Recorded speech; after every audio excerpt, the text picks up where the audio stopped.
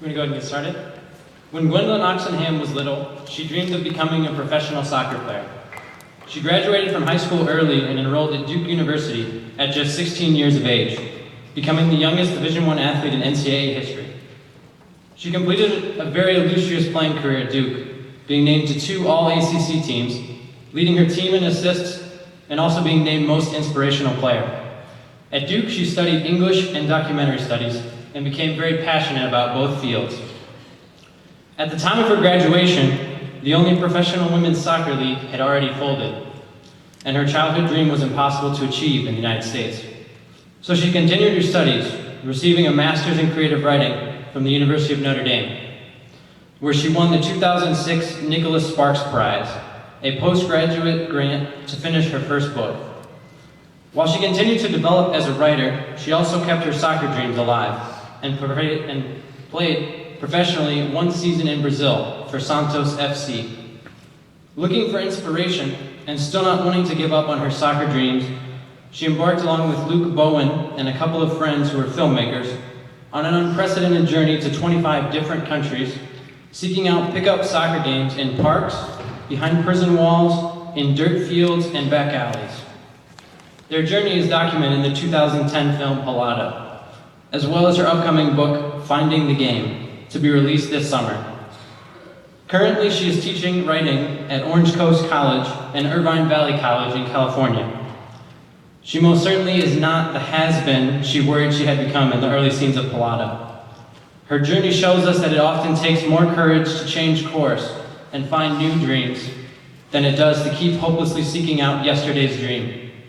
Her story inspires us to pursue our passions in life and invent new ways to keep them alive in us, even when it seems they may be leaving us behind. Please join me in welcoming Gwendolyn Oxenham.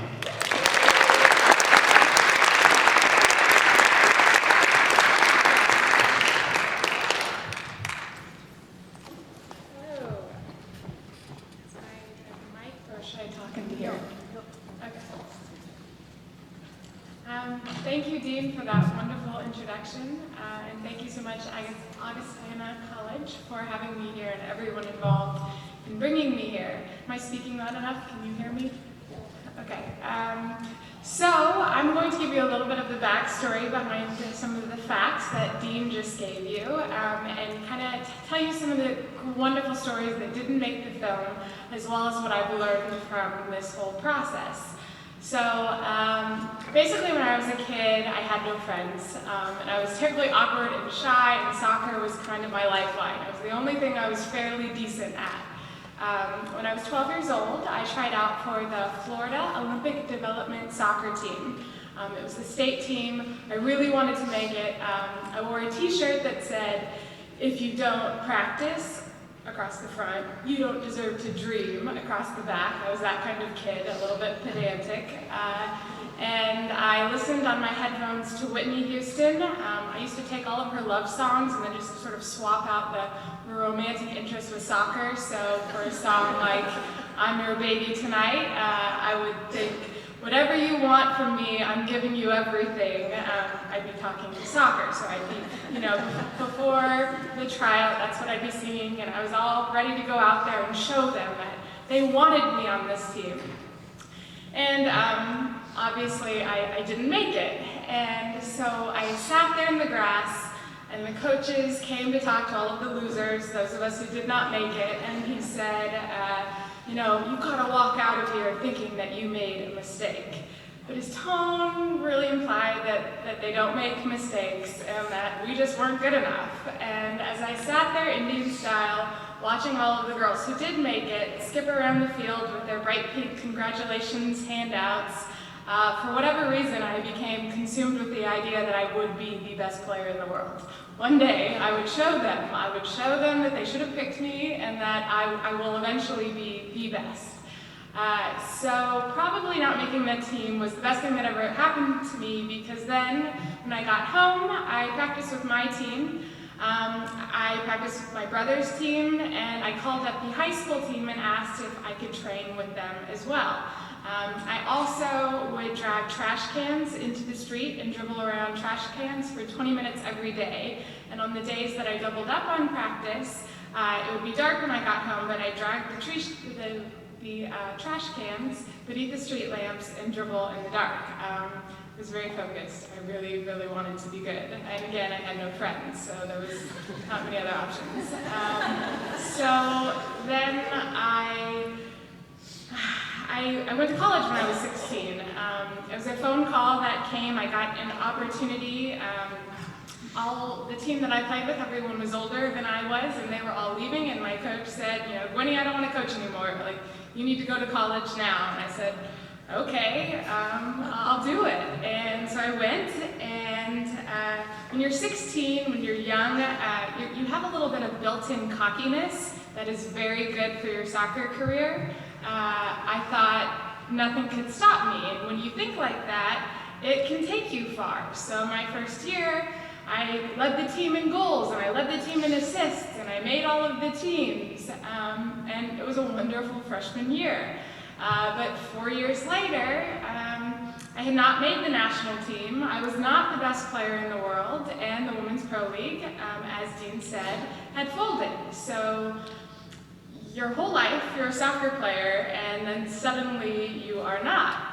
It hadn't really occurred to me that that would happen. I loved it so much that the idea that there was life after soccer, it for some reason had never come up, never entered my head.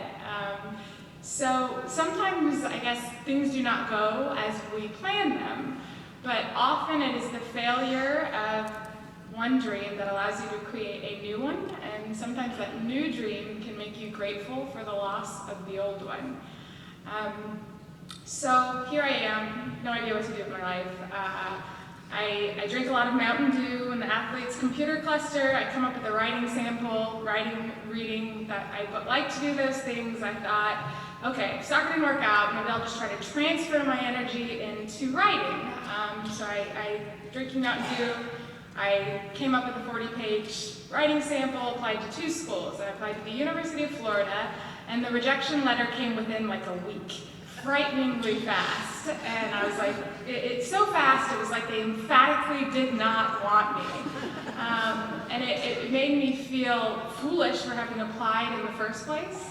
It had taken me 20 years to get good at soccer, and I was by no means some sort of, naturally gifted sort. I was incredibly awkward. In fact, that's why the coach told me I didn't make the team, because my run was too awkward for that level.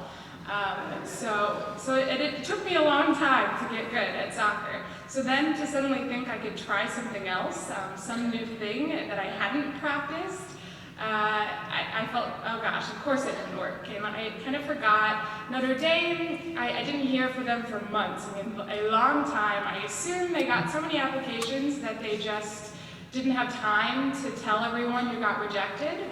And then I came home one day from a run, soccer was over, so now I had to go on jogs like normal people, and I got home, and Thora, my Icelandic roommate, she says, some man named William called, and I said, I had no idea who William was, and I call him back, and he says, this is the University of Notre Dame, we'd like to invite you to South Bend. And I got off the phone as quickly as I possibly could, terrified of saying something that would let him know they had made a mistake.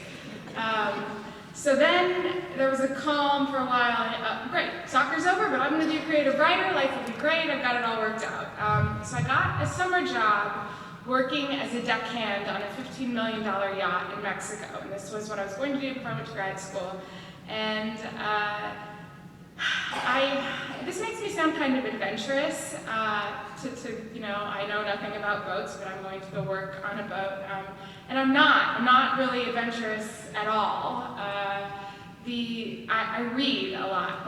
When I was in first grade, I moved to Slidell, Louisiana, and when I got there, they were trying to undo their reputation as the worst schooling system in the country, so they were reading chapter books, and I had absolutely no idea how to read.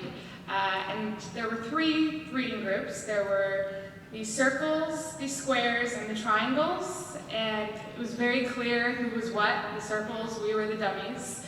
The squares were the medium group, and the triangles were the smart kids. And Miss Carlin took me through the words, and I didn't know any of them. And she even drew "look" on the dry erase board, and then made little eyeballs in the O's, and said, "You don't even know this word?" And no, I did not. I did not know the word. So then I came home and I said, "No, Mom, I have to learn how to read. You have to teach me how to read." And so at first I read because I did not like being the dumb one. But then I read because it gave you a chance to go anywhere, to be anybody. I mean, there's this kind of miracle about reading in that it allows you to know what it's like to be someone else, yet it also allows you to believe someone else knows what it's like to be you. And that was just awesome to me. And for the next 15 years, I would just read constantly. I could just transport myself anywhere. And most of the time I prefer it that way. I prefer reading about adventures rather than having them.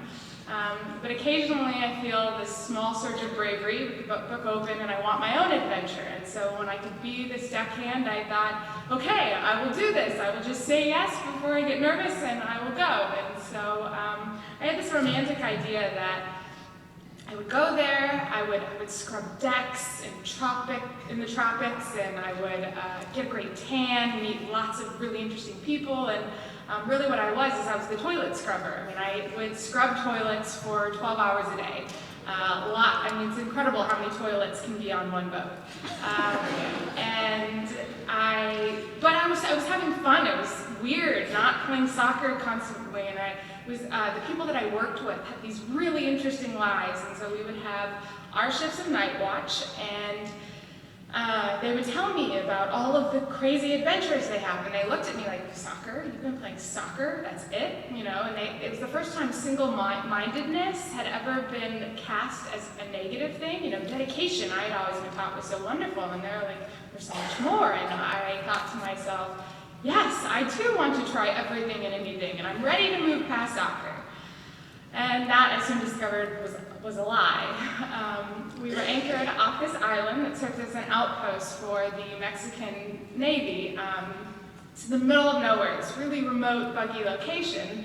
And I'm skinning grouper on the back of the yacht, and I can see them. I can see these soldiers, and they've got giant guns and machetes. But right behind them, I can see a makeshift soccer field. So I am eyeing the soccer field, and Alfredo, the guy next to me, points at him and he says, "You know, that's where all the bad soldiers get set. No soldier wants to get stationed here. If they're there, it's because they're a screw-up or they've gotten in trouble." But again, I can see the soccer field. There's driftwood, stuck in the sand, goals, and this is the longest I've ever been without playing soccer. I'm in total withdrawal. All I want to do is play soccer. So I dinghy over there. I speak no Spanish. If you've seen the movie, you're well aware of my language deficiencies. But I make kicking gestures, and I do this thing. And within 10 minutes, I'm playing in a game where I'm sharing goal celebrations with Mexican soldiers. I'm drinking beer, I'm taking pictures where I'm holding on to their guns. And the way that soccer can do that can take, here I am, an American and a soldier with a gun, and all of a sudden there's this intimacy between strangers. I get to know people I never would have gotten to know. And I was just so wowed by this. Because no one really talks about that. No one talks about games like this, I thought, go on everywhere. Especially for someone like me, like we've covered. I'm awkward, I'm shy, conversation making, it feels like a struggle, but here was a way to know someone instantly. It's like you got to skip those 5 stages of awkwardly getting to know each other. It's like you knew each other immediately, and that would just wowed me. So, as I scrubbed toilets all the next day, that's what I'm thinking about. I cannot stop thinking about this game. 5 years later, I was still thinking about it. Maybe it was 4 years, not sure. By this point, I have gone to graduate school, I have finished graduate school. I'm on a writing grant to finish my first book. It's a book about my brother. It's really important to me. I wanted to say it right, and I was not saying it right. I looked at it and I knew that I hadn't said it. It was not what I wanted it to be, and I had absolutely no idea how to make it what I wanted it to be. Meanwhile, I'd also met Luke. He's the blonde in the movie. He's my boyfriend, and while I was on my writing grant, he had a job selling billboards. In college, he had this big blonde afro, and he'd had me give him a haircut. He wore suits and ties every day, and it felt like he was playing grown-up a little bit. And both of us had these things, but my grant was ending, and Luke wasn't really loving the job that he was in, and I was starting to look for a new job. And as I was going about looking for a new job, I felt myself being really practical and realistic. That's a word I've always hated. I never have liked that. But that's what I was doing. You know, I was looking in the newspaper and I was going, okay, maybe I could be a receptionist here. And I was just, you know, when you're a kid, of course I'll be the best player in the world, or of course I'll be an astronaut, or of course I'll be the president. And all of your dreams kind of have the safety of the future, and it's very easy to believe in anything that you want. But then as we get older, I think there's a tendency to suddenly start raining down our dreams, and the world gets a little smaller, and you stop thinking anything is possible. And I hated that. I've always been the crazy, wild, go for something very hard, and I didn't want the world to get smaller. So with Rebecca Ferguson, who's one of the people behind the camera, she was a freshman on the Duke team when I was a senior. We went to the library. Libraries are awesome, by the way. When you get out of college, they're not quite as cool, so go to it a lot.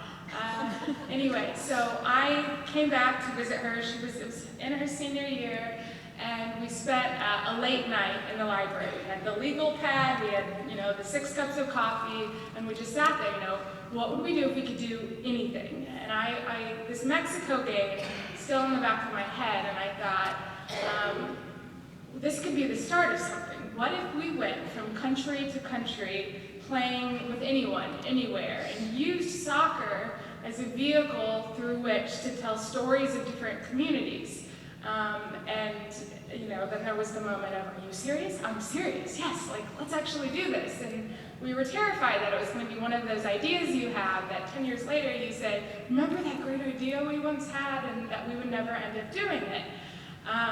And, you know, dreaming up the idea is the really fun part. You know, you get to just write anything you want on the legal pad, but then you have to start thinking about the how. I think it's a little harder. I call my dad and I say, you know, Dad, we're going to make this movie. It's going to be like Endless Summer, but with soccer, and I expected him to be really supportive because, you know, he's got a lot of wanderlust himself, but he was just like, yeah, well, how are we going to do that? You don't have any money. And that was true. We did not have any money, but we applied for one grant.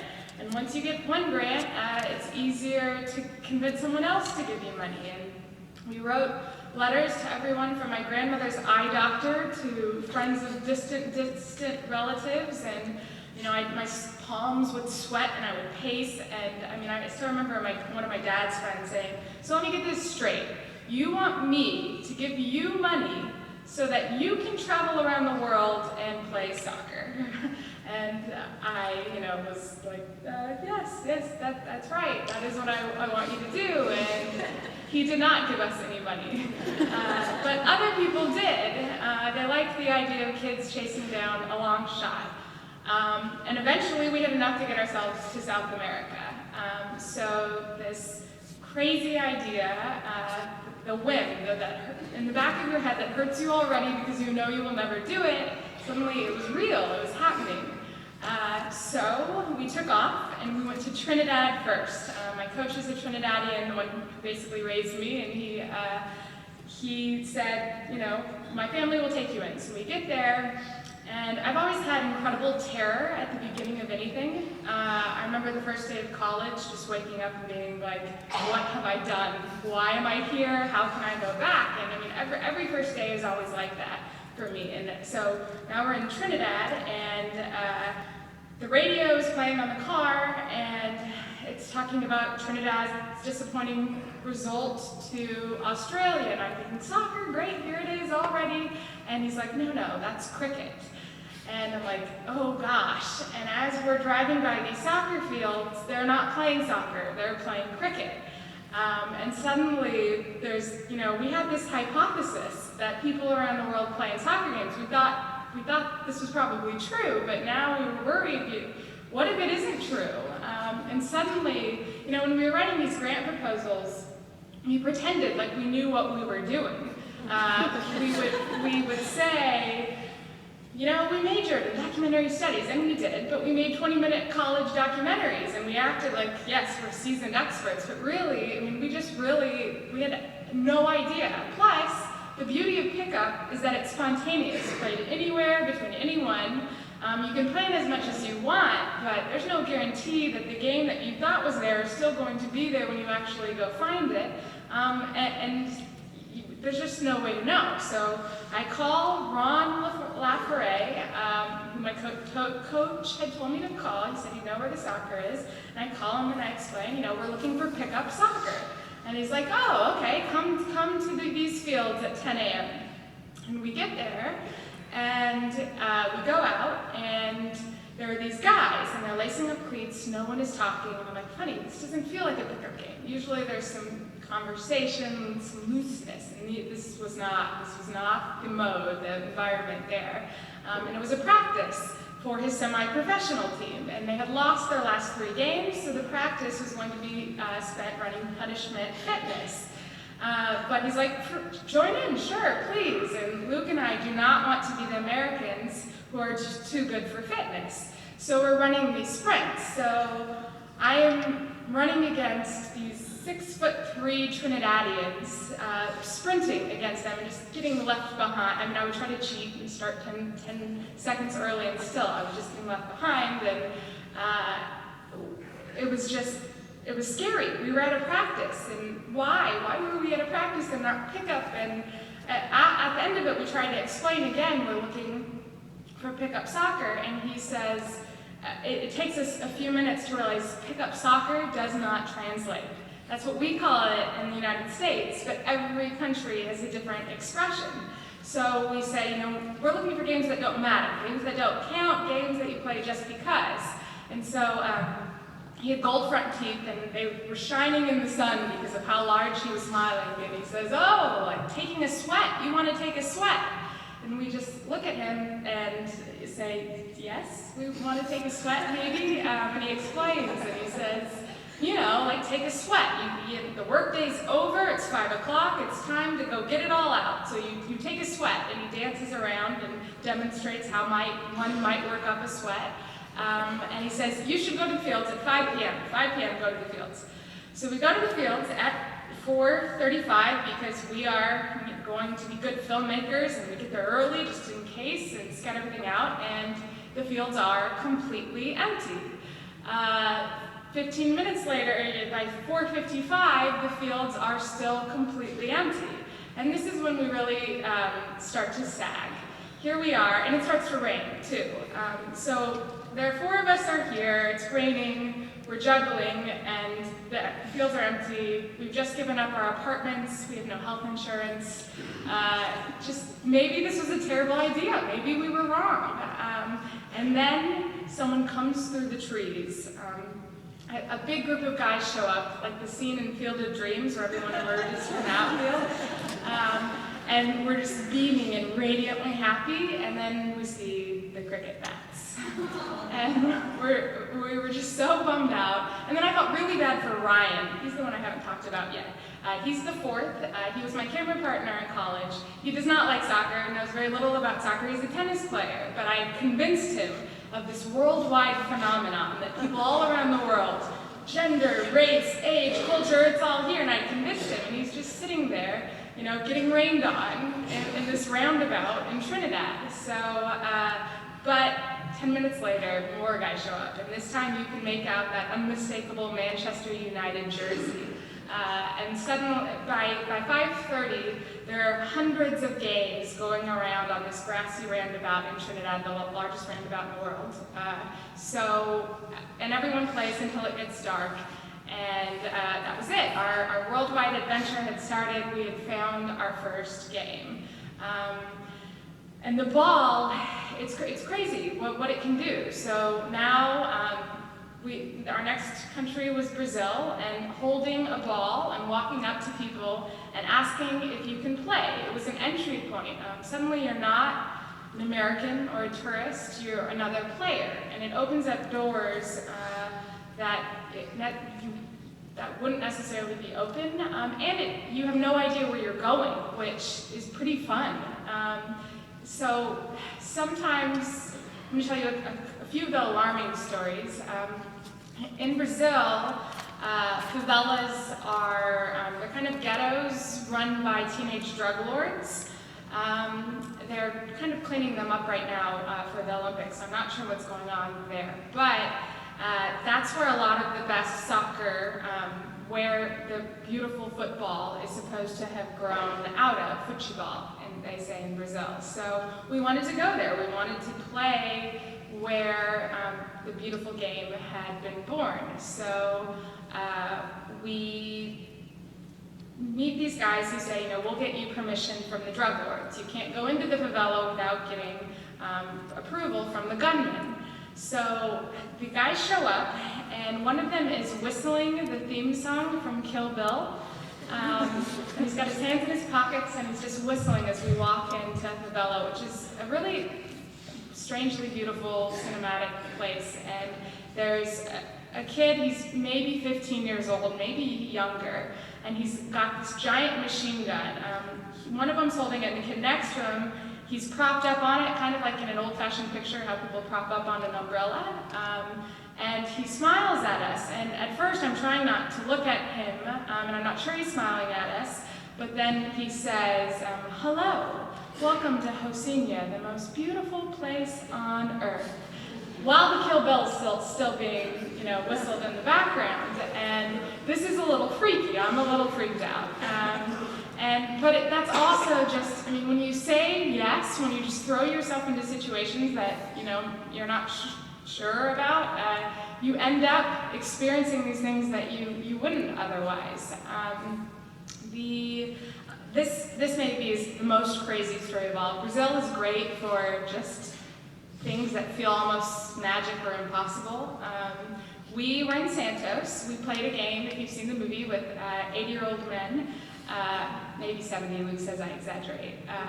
But they beat the heck out of each other, and we got this incredible story, and it basically teaches you that even though you get old, the game does not, and that the game in the end can have as much meaning as it does in the beginning. If there's someone who's waiting on you at the field, who's counting on you to play the ball well, you can have as much meaning and purpose as you did when you were a 12-year-old who thought you were going to be the best player in the world.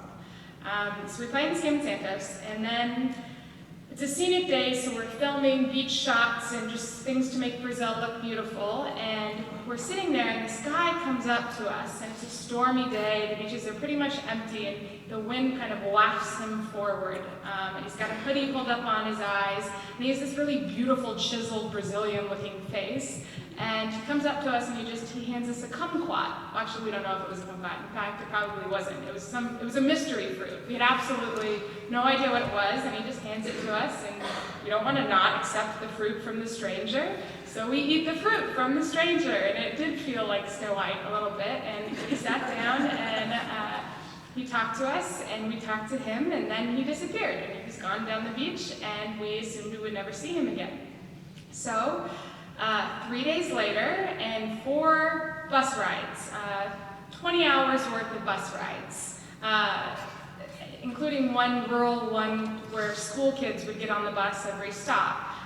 We're in a very, very small fishing village in Brazil, and we pull up to this town, cobblestone streets that are completely empty except one man who is sweeping the streets.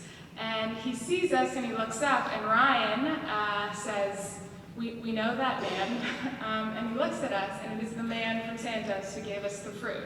And when he sees us, he holds up his hand, he does not smile, he acts as though he's been waiting for us, as though he expected us. And we just said, that's impossible. And then we went and talked to him, and he put us on his boat. There's a scene I'll show you in a second. Oh yes, you will get to see this man. He took us around, he guided us around, he helped us find the games. He told us he was a shaman. That also was, just, it's not what you expect to hear. And when you put yourself out there to go have an adventure, you do have adventures.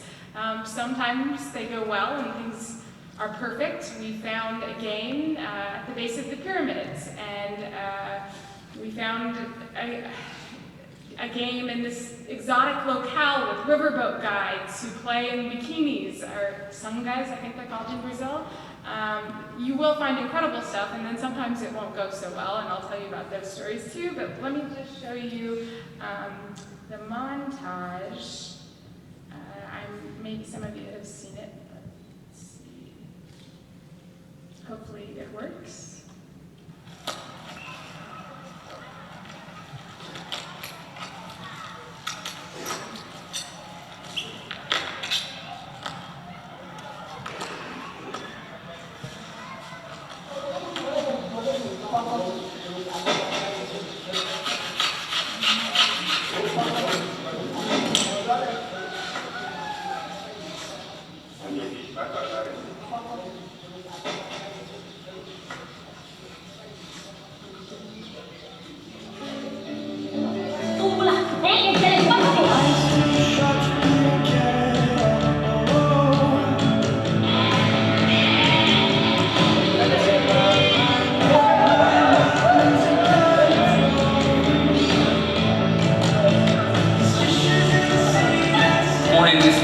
کشوری باشید که دینی داشته باشید از کجا باشه وقتی یکی تو بار میدن که شما بگید من میخوام بازی کنم با کمال دوستی شما رو دعوت به بازی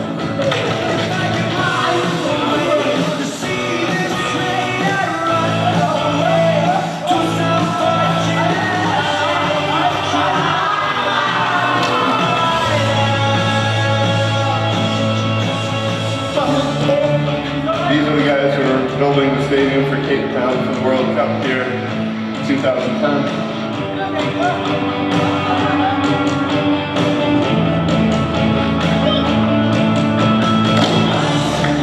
يعني لو كنت رئيسة كنت رح ألغي كل هذول القوانين وخلي يعني مجتمعنا برضه يهتم بالمرأة أكثر.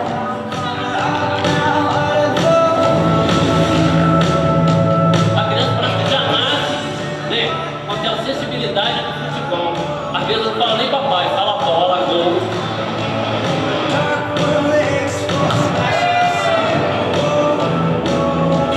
And when the ball is kicked towards me, I consider the game back in the game once.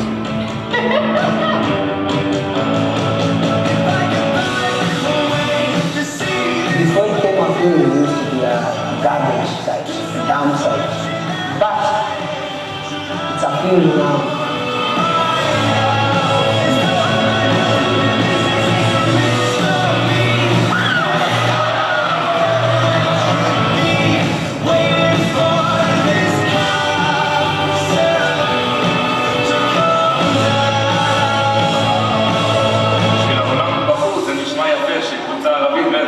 נגד קבוצה יהודית ולא קרה כלום, אבל זה בולשיט.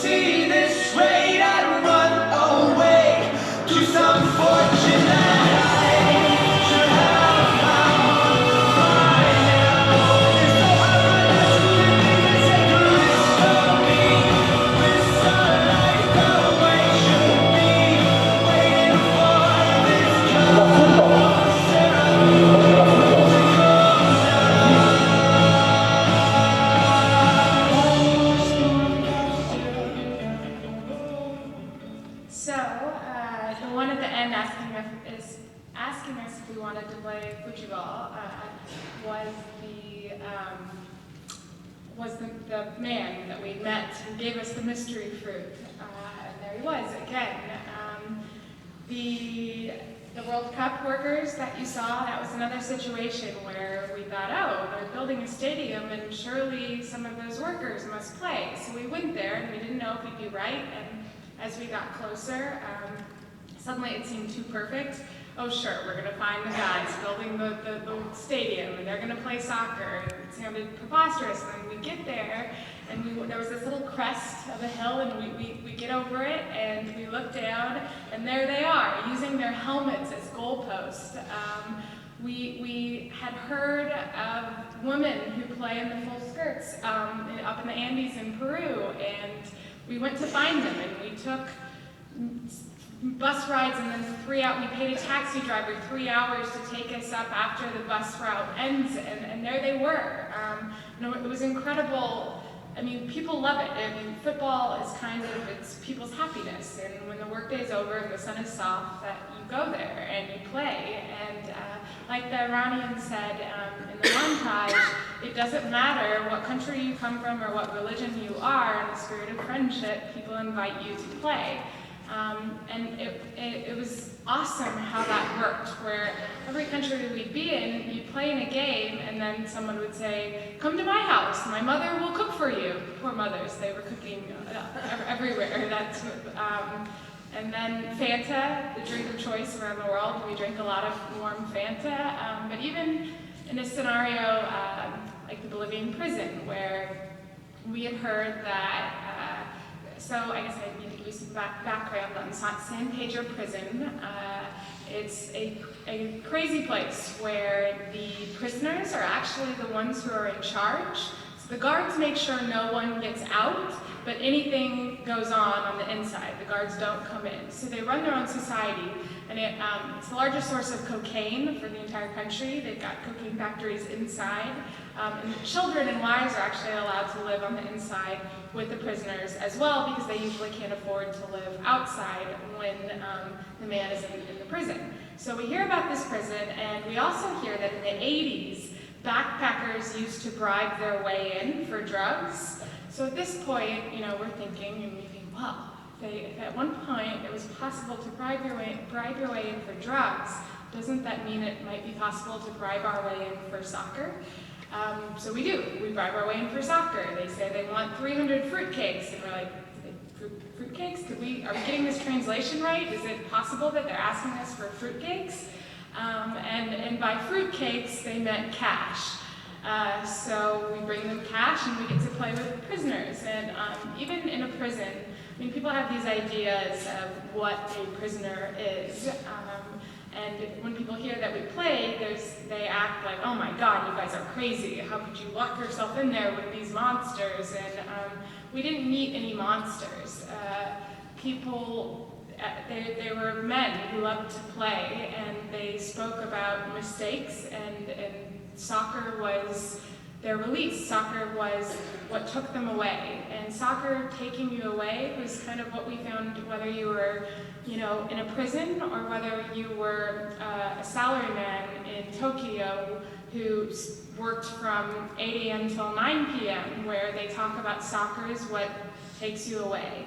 And that was pretty awesome to find everywhere.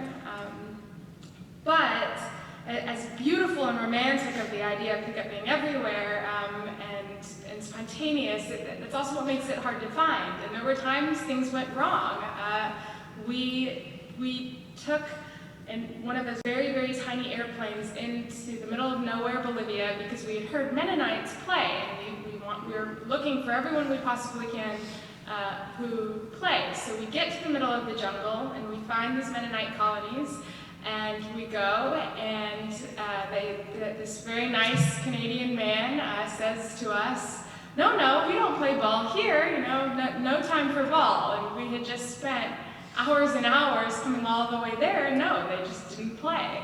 Although they said that, but as the old man was saying that, Luke is heading the ball back and forth with one of his teenage sons, who's very clearly enjoying it. So I don't know if what's going on there. But we also, as you saw in the film, the baboon commandeered our car, which was scary at the time, but also cool. And then we got detained in Israel, where we had heard that Israeli security takes things very seriously, so we arrived more than 4 hours before our flight. And then when we go through security, one of our cameras beeps. The other one doesn't, 2 identical cameras, but only one beeps, and they say, "I'm sorry, you cannot get on the plane. You will have to take the bus to Egypt." And we can't take the bus because you had to have a visa that you didn't have if you were traveling over land, and it was hard to get out of the country, and eventually they do let us through, but it was stressful. And when we got to Egypt, we also had food poisoning. So poor Egypt, that one shot you see of the pyramids, that's pretty much all we did our entire time in Egypt. But again, it was incredibly lucky. We basically had 6 hours by the time we finally got there, by the time we weren't, getting sick in the apartment, but we found it.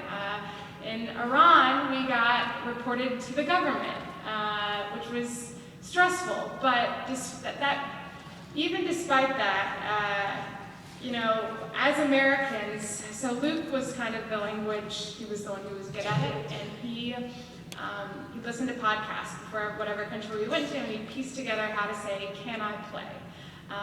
So he says his sentence in Iran, where obviously, the reason why we went to Iran is because we didn't want to make a film about how soccer connects the world and leave out all of the harder places. So because of our relationship that does have tension, we wanted to see what the game would do in a scenario like that. So we went, and before Luke can even get his question out of his mouth, he's being beckoned to the field, and everyone is inviting us out, and as a woman, it is illegal, technically, to play, but there's a giant fissure between what the rules are and what the people believe.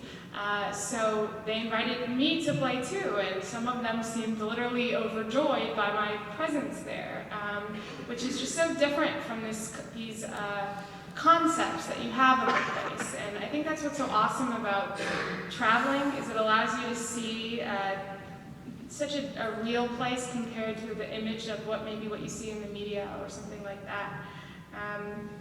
So when things do go wrong, and they will a lot, especially if you're taking a risk. I mean, we gave up our jobs, our lives, everything, and went for it. And there were times where, I'll get to the scariest part in a second, where you think, this is going wrong. But Norman Mailer has a quote, growth in one curious way, in some curious way, is moving in one direction or the other.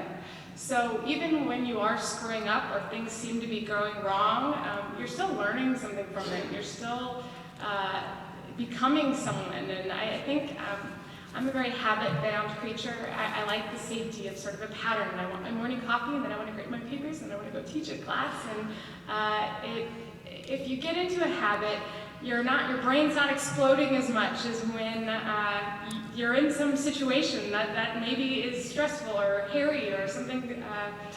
It's beyond what you can anticipate, but it's really awesome to put yourself out there. And sometimes when things do go wrong, and when you don't become the professional soccer player that you wanted, when you're so far off the script, that can be when the best things happen. So we would go out on our ventures, and then we'd run out of money, come back, raise more money. We found an investor for Africa and Europe. So we went to Africa and Europe, and then we came back, and our investor was out in Los Angeles. So he says, come out to Los Angeles, we'll edit the film out there. So we pack up our cars. We all had very old cars, and it was sort of going to be a miracle if we actually made it out. And we fill our lives into these cars, and we start driving across the country. Luke talked me into a 13-hour detour through Montana. And as we're driving, the speed limit is crazy high there. I think it was 80. I don't think I'm exaggerating. I think it really was 80. So we were, of course, going 89. We were going fast, and it's midnight. It's our 36th hour of driving. and there's a deer right in front of us, and his eyes, I swear they're staring into mine, and I wait for kind of the heart pound, the relief of almost hitting something, but then I realize, oh, we're not going to almost hit it, we are going to hit it. So his instincts kind of clashing against ours, he swerves in the same direction we do. So we hit him, the windshield is shattered, our car is a disaster, and the deer is dead. And we now have to, we're limping along, we're driving 30 miles an hour, and we get pulled over because we're the creepy car with one headlight and no windshield, and also our door handles, we don't have them. It's a flaw in our 96 Camry model, so Luke goes my door handles didn't work, sorry, but his problem on his side of the car was his window doesn't roll down. So he goes to open the door to talk to the policeman, and the policeman's like, stay in the car, and because we are, it's really late at this point, and then we explain, no, our window, it doesn't work, and the cop, he says, oh, a deer, my wife hit 3 last month, so they're used to that in those parts. But as we're doing our sort of saga across the country, the economy is starting to do that whole downhill slide thing that it did. And we don't know that, we're dealing with the deer. And we get to California, and now we do realize that the economy does not look like it's doing so hot. And our investor takes us to a fancy lunch in Pasadena and says, guys, I'm sorry, but I cannot fund your movie after all. So here we are, we've just arrived, and we're jobless, we're homeless, we have nothing. And in a weird way, we walked away from the restaurant. It felt like one of those scenes that happens in slow motion in the movie where the 4 of you are walking away from something. And we have no idea what we're going to do. Our cars literally cannot make it back across the country, but we have no place to stay, we have nothing. So what we do is we crash on friends' couches, and we beg people to let us stay with them. But we have no computers anymore because we've been using Duke's. Duke was awesome for letting us, they gave us a lot of our money, gave us all of our equipment. So we don't know how we're going to finish it. And then one day, Ferg brings home this flyer, and it says, win $10,000 worth of Apple equipment, submit a trailer.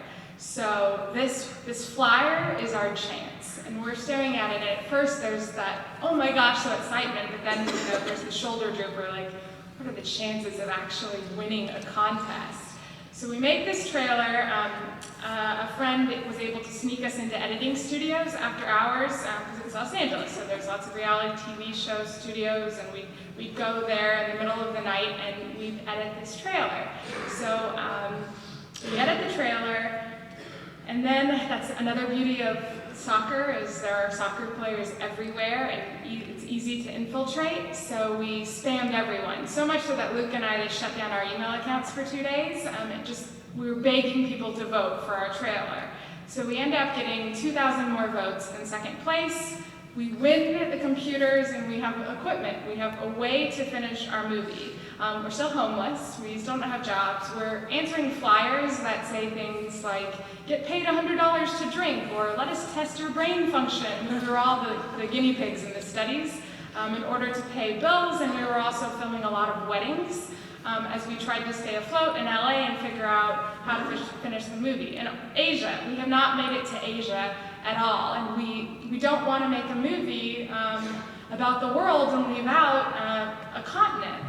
So we are determined that we're going to go there, despite the fact that we have no money and nothing. We convinced a friend to loan us $10,000.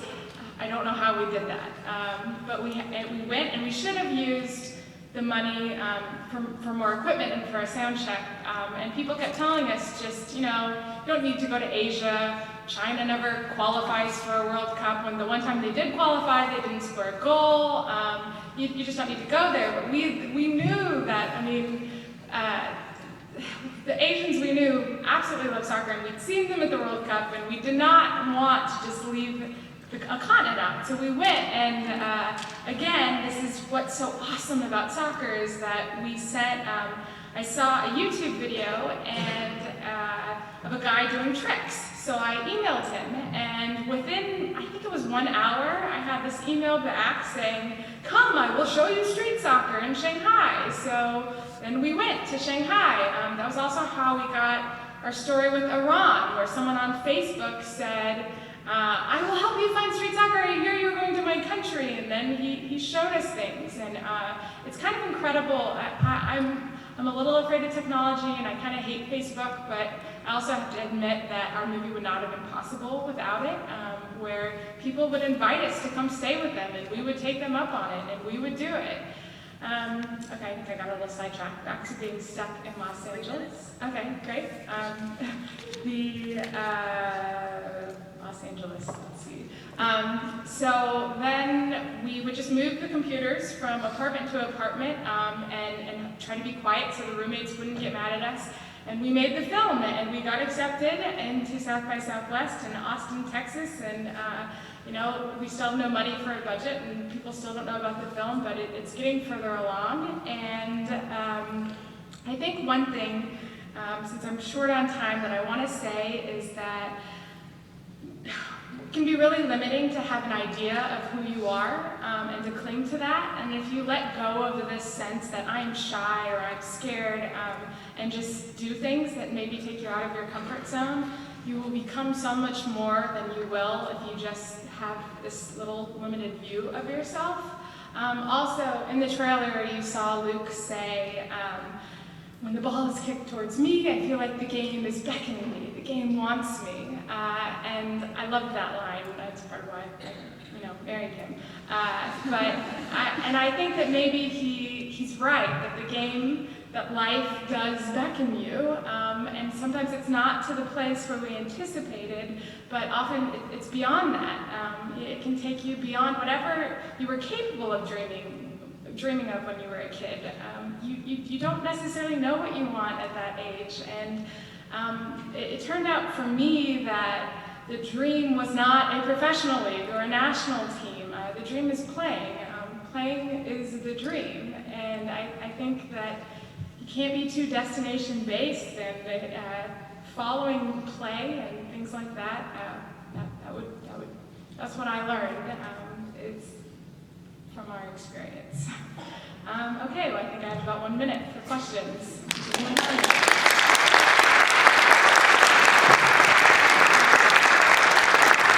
We do have time for a few questions, so please raise your hand and then I'll hand you the mic and stand up so Gwendolyn can see you.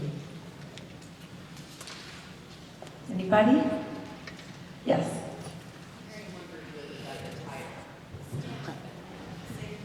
How did you guys come up with the title? Pelada, it literally means naked in Portuguese. And so like I said at the beginning, every country has a different term for what they call pickup.